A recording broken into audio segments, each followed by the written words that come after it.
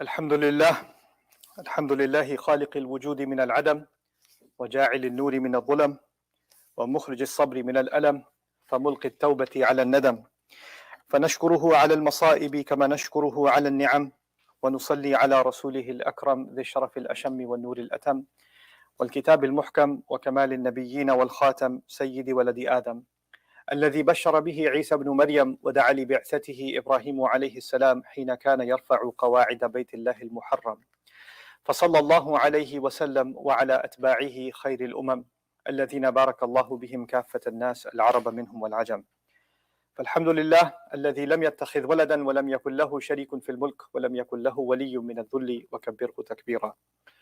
الحمد لله الذي نحمده ونستعينه ونستغفره ونؤمن به ونتوكل عليه ونعوذ بالله من شرور أنفسنا ومن سيئات أعمالنا من يهده الله فلا مضل له ومن يضلل فلا هادي له ونشهد أن لا إله إلا الله وحده لا شريك له ونشهد أن محمدا عبد الله ورسوله أرسله الله تعالى بالهدى ودين الحق ليظهره على الدين كله وكفى بالله شهيدا. فصلى الله عليه وسلم تسليما كثيرا كثيرا. أما بعد فإن أصدق الحديث كتاب الله وخير الهدي هدي محمد صلى الله عليه وسلم وإن شر الأمور محدثاتها وإن كل محدثة بدعة وكل بدعة ضلالة وكل ضلالة في النار. قال الله عز وجل في كتابه الكريم بعد أن أقول أعوذ بالله من الشيطان الرجيم: الرجال قوامون على النساء بما فضل الله بعضهم على بعض وبما أنفقوا من أموالهم فالصالحات قانتات حافظات للغيب بما حفظ الله واللاتي تخافون نشوزهن فعظوهن واهجروهن في المضاجع واضربوهن فإن أطعنكم فلا تبغوا عليهن سبيلا إن الله كان عليا كبيرا. رب اشرح لي صدري ويسر لي أمري واحلل عقدة من لساني يفقه قولي. اللهم ثبتنا عند الموت بلا إله إلا الله واللهم اجعلنا من الذين آمنوا وعملوا الصالحات وتواصوا بالحق وتواصوا بالصبر. آمين يا رب العالمين. In today's khutbah, I'm going to continue our conversation about the 34th ayah of Surah An-Nisa. An ayah, like I mentioned before, is often quoted and discussed as a real problem, is actually very widely misinterpreted and misused, and a lot of times ends up a reason for which Muslims are apologizing for the Quran because it mentions hitting women. And I said this in the beginning of my series, but I think this is a reminder that needs to be reinforced, especially in our climate. There is a movement around the world for everyone to be politically correct or to conform so they don't fall into criticism, right? And with the age of social media, we are constantly facing criticism. It's become a very powerful force in our lives. So we're constantly looking for a way to say something or do something that's safe, that doesn't garner other people's criticism, and that can actually have real consequences now. But, professors of universities, people in the medical profession, other professions, if they say something about what they believe, and then by their employer or by a larger society or enough of a group, that is considered unacceptable, politically correct, incorrect, whatever else, they can lose their job, right? So this now has very real consequences in the real world. People may not be given a professorship, or people may be removed from their positions of responsibility simply because they hold a certain kind of view. And one of the premises of our deen, Allah tells us, فَلَا تَخْشَوْهُمْ وَخْشَوْنِي. Don't be afraid of them, be afraid of me. We declare to Allah Azza wa Jal, we make a promise to Him, just like we say to Him, إِيَّاكَ نَعْبُدُ, we say, لَا نَخَافُ فِي اللَّهِ لَوْمَةَ لَائِمٍ. We don't fear the blame or the criticism of anybody who casts any kind of criticism. In other words, what you and I believe to be true, we have to stand up and say it. If somebody's offended by that, then so be it. But I'm not interested in offending someone. That's the other extreme. Like, now I'm just going to go out of my way and make sure people are offended. That's not it either. I just have to be honest with the word of Allah as sincerely as I can be. And part of my process to try to understand the word of Allah cannot be who is going to like it and who is going to dislike it. That cannot be part of the equation. If that is part of the equation, then I have placed a false god other than Allah Azza wa Jal above the word of Allah. And now the word of Allah has to submit to this political pressure or this social media pressure or whatever else. So that's just a reminder to myself and to all of you that we have to, this is a deen. We ask Allah that He may give us shahada in His sake, right? Inna salati wa nusuki wa mahyaya wa mamati lillahi rabbil alameen. Right? So my prayer, my sacrifice, my life and my death belong to Allah. Well, if that's the case, then criticism shouldn't scare you, especially when it comes to standing up for the word of Allah. And a last bit of reminder for all of us is that when it comes to the word of Allah, first of all, it is in the highest place. And second of all, people who deliberately don't share or don't open up about what Allah is saying, they don't say it, they don't come out and explain it. And even if they know, what does Allah say about those kinds of people? Allah says about those kinds of people, because they already came. Allah accused the Israelites of this crime. He said about them that they hid the word of Allah, and they knew it, right? And He says about those kinds of people, إِنَّ الَّذِينَ يَكْتُمُونَ مَا أَنزَلْنَا مِنَ الْبَيِّنَاتِ وَالْهُدَى مِنْ بَعْدِ مَا بَيَّنَّاهُ لِلنَّاسِ فِي الْكِتَابِ أُولَٰئِكَ يَلْعَنُهُمُ اللَّهُ وَيَلْعَنُهُمُ اللَّاعِنُونَ. Like, those are the people Allah curses. Like, we're worried about people cursing us if we say what Allah says. And Allah says that if you don't say what I've given you, then Allah will curse you. And those that Allah has created, angels particularly created just to curse you. يَلْعَنُهُمُ اللَّاعِنُونَ إِلَّا الَّذِينَ تَابُوا وَأَصْلَحُوا وَبَيَّنُوا. With the exception of those who repented, they corrected themselves, they reformed themselves, and they made things clear. And may Allah make us from those who make things clear. Now, because we are in this long ayah, and I like to, when it comes to longer ayat of the Quran, I like to try to give each phrase that Allah has revealed to us as a gift from Him, give it its due. And I've talked about a couple of those phrases. I've given a khutbah about الرجال قوامون على النساء. I've given a khutbah about بما فضل الله بعضهم على بعض وبما أنفقوا من أموالهم. We talked about that subject in some detail. Then I talked about in last khutbah فالصالحات قانتات حافظات للغيب بما حفظ الله. The role of women and what good women are supposed to be. There are some outstanding things that I think need to be recapped about those two phrases, and then we'll move on to the next part, which is going to be وَاللَّاتِي تَخَافُونَ نُشُوزَهُنَّ. We're going to go to that part of the ayah today as much as we can. Okay. So the first thing that I'd like to remind myself of and reinforce from the last time and add something new is, let me start by way of an example. When a teacher walks into class and says, good students, they do their homework every day. Good students do their homework every day. He's not pointing at a particular student, and he just makes this statement. But that statement, or a student he doesn't even say good. He says a student does his homework every day. A student does his homework every day. Well, that simply isn't true, is it? Because the vast majority of those kids don't do their homework every day. So what is he talking? Some kid could just raise his hand and say false. I'm a student. I've never done my homework. So he could just say that. What is the teacher actually saying? This is where the study of balagha is important, communication psychology. What a teacher is saying when he says a student does his homework every day is you better be doing your homework every day. He doesn't have to put it in the form of a threat. He doesn't have to put it in the form of you should be doing your homework every day. The way, when he says it in this way, what he's actually, astaghfirullah, what is this? Is that one of you? It's okay. Take your time. Okay. Please put your phones on silent. Okay.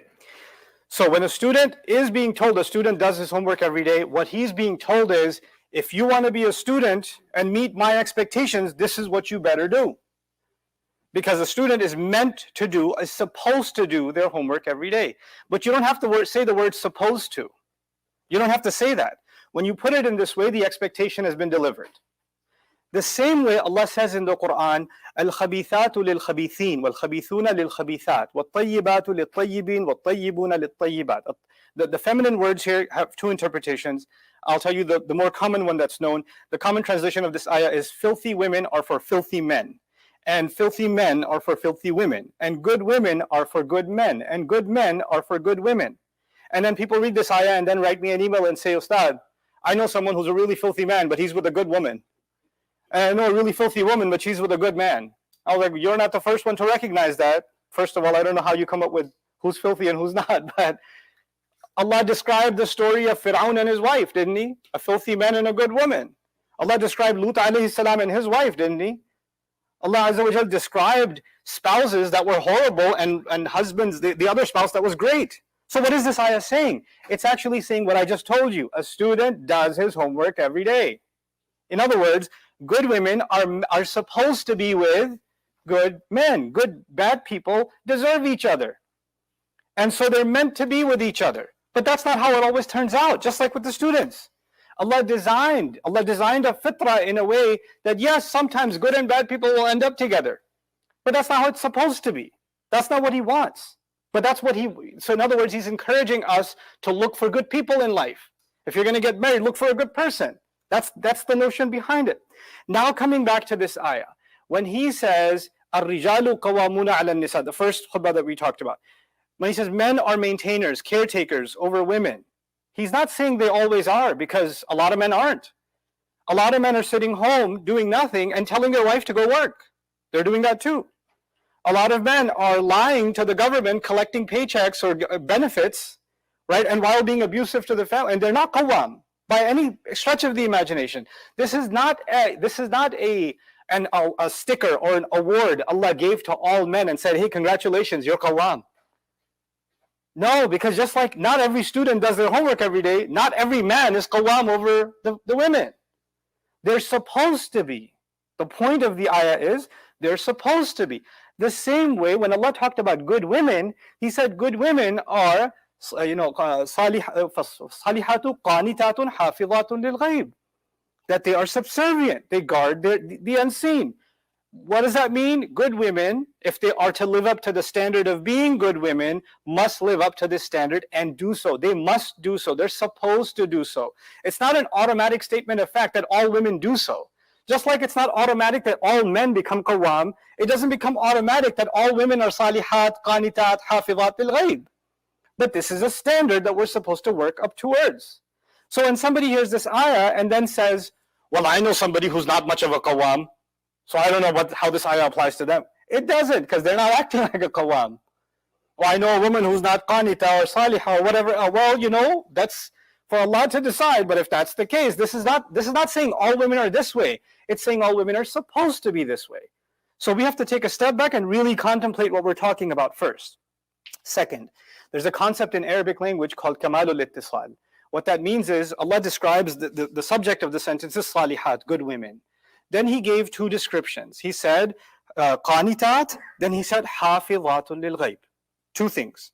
But He didn't put a waw in between. He didn't say qanitatun wa hafizatun lil ghaib. He said qanitatun hafizatun lil ghaib. There's no harf ataf in between. There's no separator in between. This concept in balagha studies is called kamalul ittisal. And what that means is these two notions are so interchangeable and so fused together that there's no room for them to be thought of separately. It's as if they are expanding on the same concept. Women that are truly humble and subservient to Allah Azza wa Jal are ones that are loyal to their husbands when their husband isn't there. That's actually the point that's being made. That their loyalty to the husband and them preserving the sanctity of the marriage is actually them humbling themselves to Allah. And in it there's an ishara. And the ishara is because I told you last time, in old times, this happened quite often. Men went to war, and men went to travel, and they traveled by sea, and they're gone for months and months and months, sometimes for years, because they're doing tijara. And the woman is at home, and she's like, he's not here.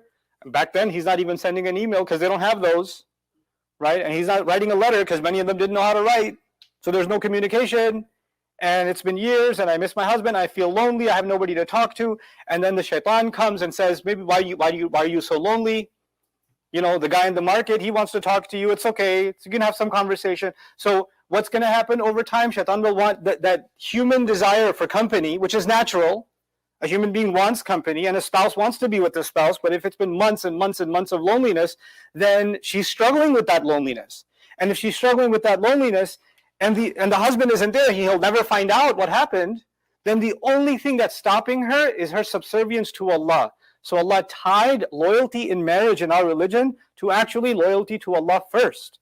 So He said, qanitatun hafizatun lil ghaib. But then He added this remarkable, beautiful phrase, bima hafizallah.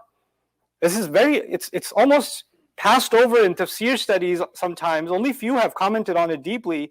It's such a powerful phrase. Allah didn't just say women are, they're guarding their husband's dignity by protecting them in their absence. By the way, there's a reciprocal relationship, right? The men are protecting the women in the Quran. They're providing for them.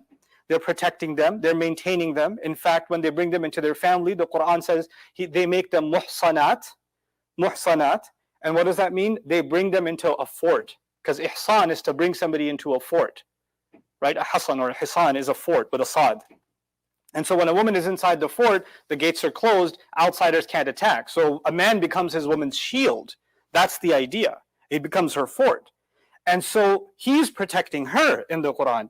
And when he's gone, she's protecting him. She's actually protecting him. They're actually protecting each other. And this is how you understand even the phrase Allah gives us. One of its meanings, hunna libasul lakum wa antum libasul lahunna. You're their clothing, they are your clothing. Part of the implications are clothes protect us. Clothes cover us, clothes shield us. And that's what they become for you. So you're honoring them by providing for them and caring for them, fulfilling that role. And you're not doing it because you love them or because you're very kind and generous. The first reason you're doing is Allah made you do this. Allah said, if you're going to get married, you better be qawwam ala nisa. You better do this. If you're not ready to do this, then you shouldn't be entering into this territory. You're not ready to be qawwam ala nisa, then you're not ready to be married. The same way, if a woman isn't ready, let me be real with you. If a woman is not ready to be qanitat, hafizat lil ghaib, what does that mean? Well, I have friends on Instagram, I have friends on Facebook, I have a lot of friends from college, a bunch of guys I know that still Snapchat me and I Snapchat back to them, and the guy says, we're getting married. I don't think I want you to talk to your old friends that you used to hang out with. Yeah, but we're best friends, it's okay, no big deal. No, but I'm not comfortable with it. And okay, fine, I won't talk to them. She says I won't talk to my friends. And then the husband is gone. How is he going to know? You can make another profile. You can talk to whoever you want. If you're not ready to make a commitment and to respect the boundaries that you're setting for each other ahead of time in marriage, then you have no business getting married. And this isn't for you. Because hafidhallah means the door opens in one way and then it goes somewhere else. Infidelity isn't just a woman cheating on her husband or a man cheating on his wife. It starts with emotional infidelity. It starts with communication infidelity. Infidelity, cheating has stages, has levels. And this ayah is about that. It is in fact about that. And the door to that is now wide open. Oh, that's just a friend of mine. That's just someone I used to work with. That's just this, that's just that. Why are you talking to them? What's the purpose? Well, because I want to be nice. No, it doesn't work like that. It doesn't work like that. When there's no purpose in communication, there shouldn't be communication. And some husbands will come and say, no, I'm completely okay with her having whatever communications with her friends. She's not a bad person. Not everybody's a pervert, etc., etc. This logic, right? That sounds great, except we say things like, oh, no, shaitan's not real, not for them. Shaitan bothers everyone else, not them. So when the Prophet ﷺ said that a man and a woman are alone, right, that the third one is shaitan, yeah, a man and a woman, but every other man and a woman, not her and him, they're immune, they got vaccinated from shaitan. They don't get that. Everybody else gets that. So they're completely fine. Everybody wants to be the exception. These principles are given to us for a reason. Nobody would ever think bad of their brother-in-law. Like my wife and my brother, I would never think something wrong. But what did the Prophet say? He said, Alham wal maut. The brother-in-law is death, is ultimate death. Why did he say that? Not because your brother is an evil guy or because he's a pervert, because shaitan is real. Because the devil wants to destroy marriages. Because the mind can work in crazy ways.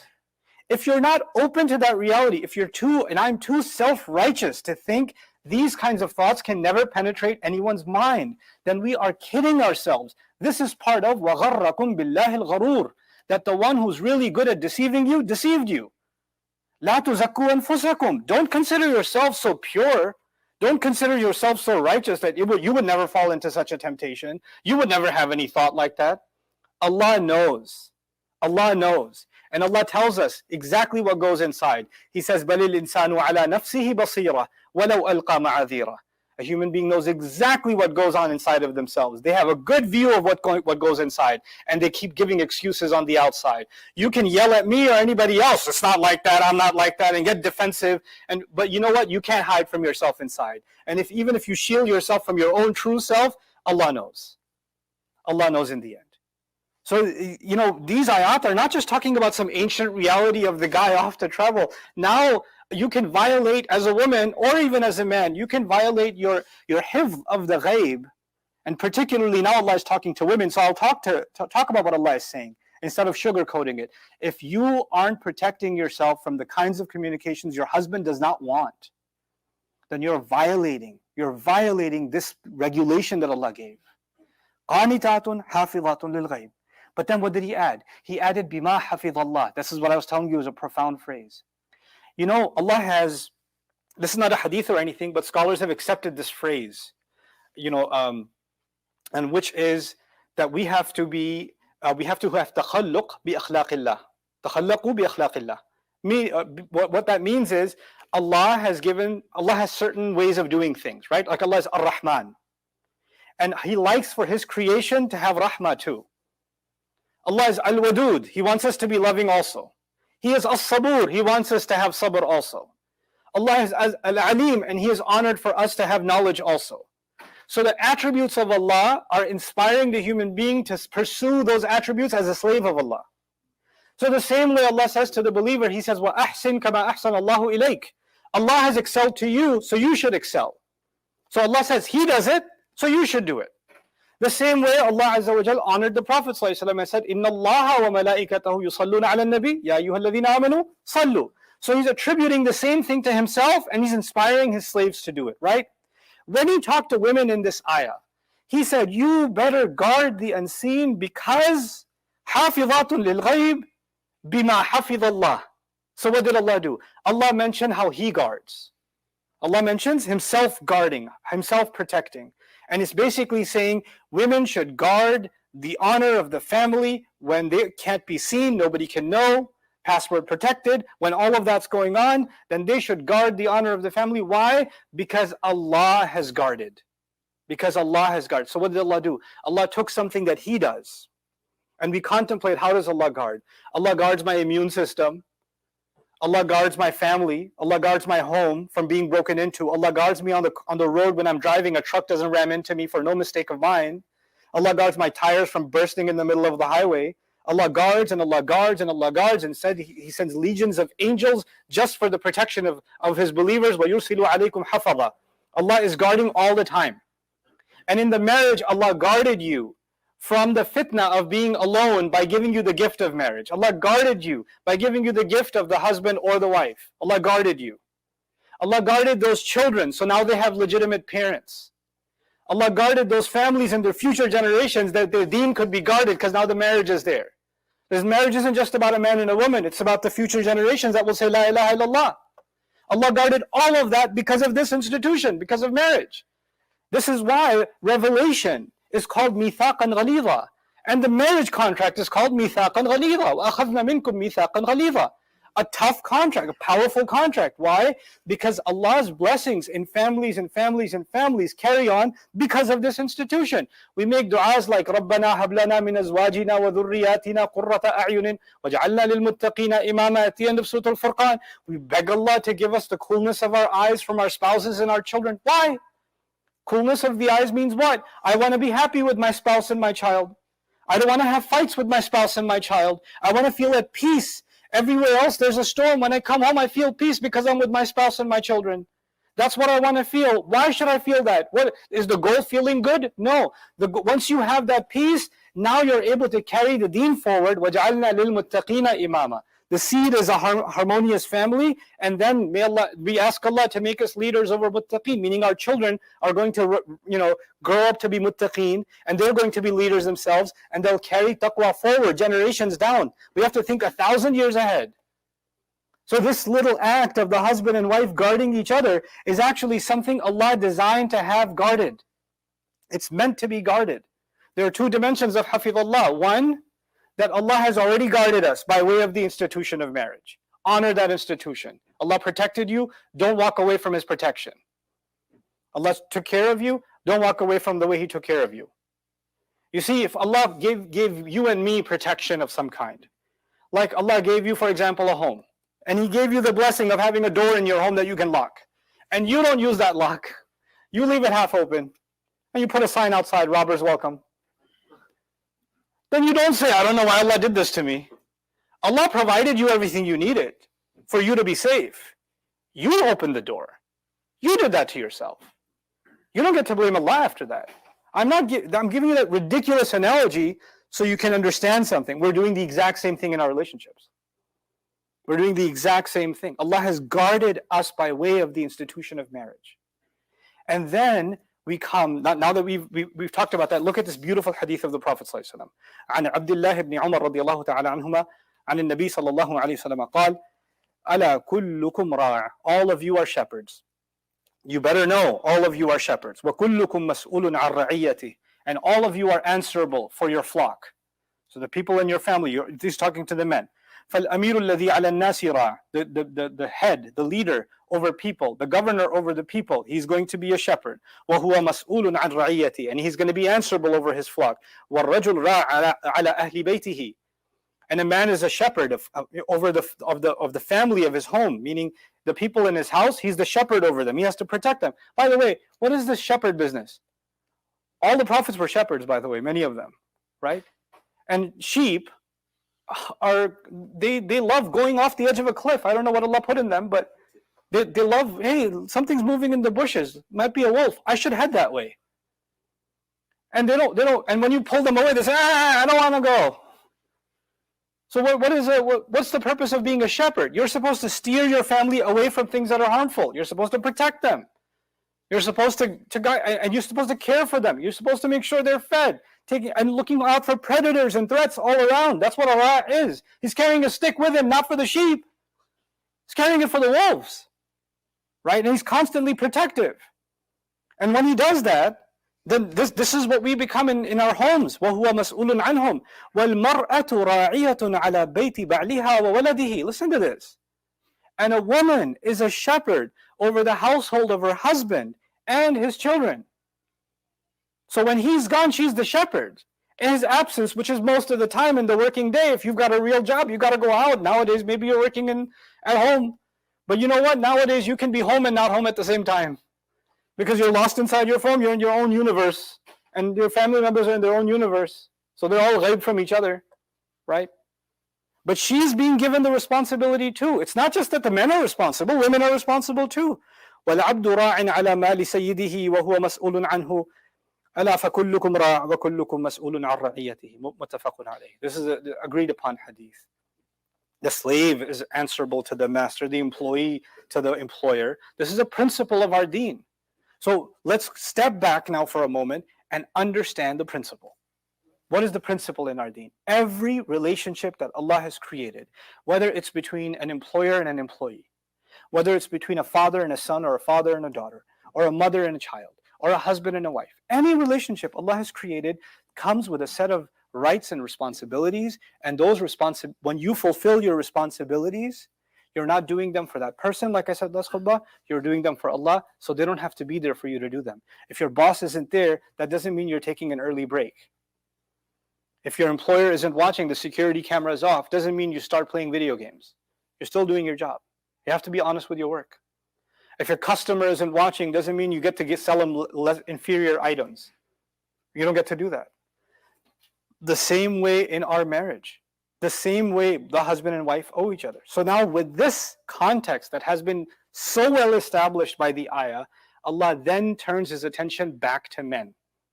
And as I go further, I will tell you there are two ayat, you have to look at them together. And then when we go a step further back, there are two surahs we have to look at together, which we're going to do in the coming weeks. The two ayat we have to look at together are this ayah, number 34, and the other ayah in this surah, ayah number 128. 128. Why? Because the same word, nushuz, occurs in both of these ayat. And it flips the sequence. Here, Allah says, وَاللَّاتِي تَخَافُونَ نُشُوزَهُنَّ. That's the only part I'll talk about briefly today. And those women from whom you fear nushuz. I won't translate nushuz yet. So Allah tells men, and you men, those of you men who are afraid of your women's nushuz, it scares you. What should you do? Well, we've got to figure out what nushuz is and why is it scary. Because Allah literally mentions fear here. And it's something, what did I say, 34? And then the other ayah is 128 on the other side, yeah? And in 128, Allah flips this and says, وَإِنْ إِمْرَأَةٌ خَافَتْ مِنْ بَعْلِهَا نُشُوزًا. And if there's a woman and she's afraid of nushuz from her husband. So now, in this ayah, Men are being told, by the way, if you are afraid of the nushuz of your wives, and in that ayah, and if a woman is afraid of the nushuz of her husband, so both have been addressed, yes? Now let's take a step back again. Nushuz cannot in the ayah, it makes the least sense to mean nushuz means disobedience. Nushuz cannot mean disobedience. Why? Because if nushuz means disobedience, this ayah is about if you're afraid that your wife disobeys you, then the other ayah is what? And if a woman is afraid that the husband disobeys her. So now they're both commanding each other and obeying each other. That's not what this is. There's something else going on in the ayah, and this is called in'ikas. What qualities did Allah Azza wa Jal give in the ayah to men, and what qualities did He give women? What expectations did He give women? The women were told to guard their modesty for the husband, be loyal to their husbands. Now a husband, if you think of disobedience would be, hey, can you bring me a glass of water? I'm tired. That doesn't scare you, does it? Does that scare you? Like you say, I'm not sure if I should ask for a glass of water right now. I don't know what if she says no? It's really scary. That's not what you're thinking. And if you're thinking that, see me after the khutbah. You have other issues going on. But the point is, what scares a man is actually, is she talking to someone I don't want her talking to? Is there something going on? Why was that guy looking at her? Why did she smile like that? Why did the suspicion comes into mind? You're protective. You're protective and possessive of your spouse, and the wife is possessive of you, and that in that possession, sometimes you say, what was going on there? Why did that happen? I didn't like that. And it keeps on happening. And as it keeps on happening, your paranoia is building. And that paranoia is actually being talked about. What is nushuz here? It's actually infidelity. If the husband is starting to think she has feelings for somebody else, she likes somebody else, she's talking to somebody else, she's thinking about somebody else, she's not loyal anymore in some way. It doesn't have to be zina. Infidelity is not just about the act. Infidelity can be communication. It can be friendship. It can be emotional. Who were you talking to? Nobody. What do you mean nobody? Who are you talking to? Just somebody. I thought he was nobody. He just upgraded to somebody? Who's this somebody? You don't know him. Him? Oh. Who's this him? Is he family? Well, it feels like family. What's going on? What's going on here? And he's getting afraid. Something's up. There's something wrong here. Why are you asking so many questions? Or now, when you say, why are you asking so many questions? If you're thinking that when you ask that question, the husband will be like, you're right, I shouldn't ask any questions. Now I'm finally calm because you told me not to ask questions. All the paranoia disappeared. Thanks for saying, why are you asking so many questions? No, once you say, why are you asking so many questions, the suspicions go exponentially higher. There's something going on. And when can that kind of thing happen? Clearly when a husband and a wife are not communicating openly. When there's a lack of trust. When there's a lack of, what were you doing? Where were you? What's going on? And there's a constant paranoia. You're becoming the FBI on each other all the time, right? That means something else, something more fundamental in the relationship has already broken apart. It's come to the point where you're suspecting each other constantly of something else going on and something else happening. That actually it's a horrible state to be in, and it's a terrible feeling. And we are afraid to ever have to live through a feeling like that. So it's appropriate that Allah Azza wa Jal mentions the word fear here for both men and for women. For men and women, this is a scary thing. And so this is our starting point for the rest, for the what is supposed to be the controversial part of the ayah. And it's no controversy. Allah has given us a gift in the ayah. Allah has given us solutions in the ayah. Allah has taught us a way of saving marriage in the ayah.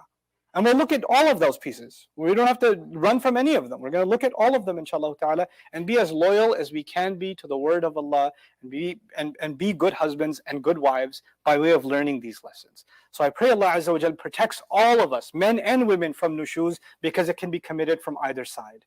Right? So now the infidelity component, nushuz, can happen from a man and can happen from a woman, and both of them have been talked about, and we're going to contemplate both of them, inshallah ta'ala.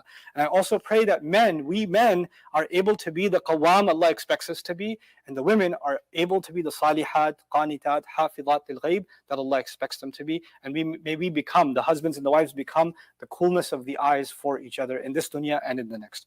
Barakallahu li wa lakum fil Qur'an al-Hakim. ونفعني وإياكم بالآيات والذكر الحكيم. الحمد لله وكفى، والصلاة والسلام على عباده الذين اصطفى، خصوصا على أفضلهم وخاتم النبيين محمد الأمين وعلى آله وصحبه أجمعين. قال الله عز وجل في كتابه الكريم بعد أن أقول أعوذ بالله من الشيطان الرجيم: إن الله وملائكته يصلون على النبي يا أيها الذين آمنوا صلوا عليه وسلموا تسليما. اللهم صل على محمد وعلى آل محمد كما صليت على إبراهيم وعلى آل إبراهيم في العالمين إنك حميد مجيد. اللهم بارك على محمد وعلى آل محمد كما باركت على إبراهيم وعلى آل إبراهيم في العالمين إنك حميد مجيد. عباد الله رحمكم الله، اتقوا الله.